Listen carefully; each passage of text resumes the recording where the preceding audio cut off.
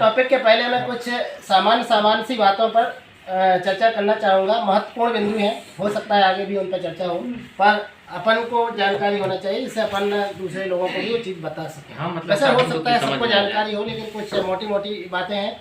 इसके बाद में टॉपिक पे आऊँगा।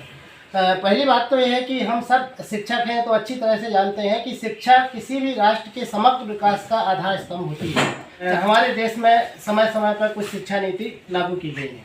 जो वर्तमान में शिक्षा नीति आई है 20 अप्रैल 2020 को जो नई शिक्षा नीति को मंजूरी दी गई है, यह स्वतंत्र भारत की तीसरी शिक्षा नीति है।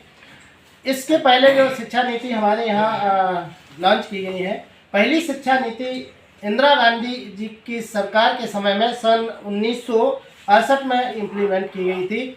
उसके बाद दूसरी शिक्षा नीति जो आई थी वो राजीव गांधी सरकार में आई थी, और वो है 1986 में दूसरी शिक्षा नीति आई थी। दूसरी शिक्षा नीति के बाद ये तीसरी शिक्षा नीति आई है। हाँ, दूसरी शिक्षा नीति में कुछ आंशिक परिवर्तन और 1992 में भी कुछ बदलाव किए गए थे। अब जो तीसरी शिक्षा नीति आई है, इसमें अमूल चूक परिवर्तन किए गए हैं, जिससे कि शिक्षा में एक अच्छा काम किया जा सके और शिक्षा के क्षेत्र में देश को आगे बढ़ा के देश का विकास किया जा सके। तो इसमें जो कुछ खास बातें हैं, जो ये वर्तमान में शिक्षा नीति आई है, इस शिक्षा नीति में अभी मैडम भी बता रहे थे, रोहित मैडम और भाई जी भी चर्चा कर रहे थे कि जो पुरानी शिक्षा नीति थी जिसमें 10+2 था, उसको रिप्लेस करके उसके जगह 5+3+3+4 लाया गया है। साथियों मैं बताऊं, जो इसमें जो परिवर्तन किए गए हैं, बच्चों पर बोर्ड परीक्षा का भार कम किए जाने का इसमें प्रावधान किया गया है।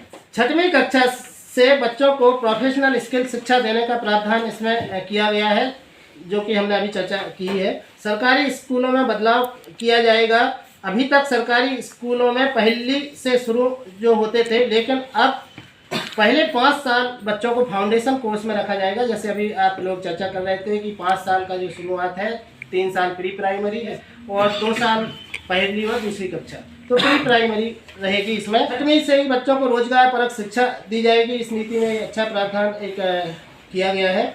10वीं एवं 12वीं की जो बोर्ड परीक्षाएं हैं वो भी आसान इस पॉलिसी में कर दी गई हैं। बच्चों को सेमेस्टर सिस्टम प्रणाली इसमें लागू कर दी गई है। सेमेस्टर मतलब साल में 2 बार परीक्षा बच्चों की होगी इस पॉलिसी के अंतर्गत। इसके अलावा ग्रेजुएशन की बात मैं नहीं करता हूँ, मैं सीधे टॉपिक पे आ जाता हूँ। टॉपिक भी मेरा लंबा है। प्रौद्योगिकी का उपयोग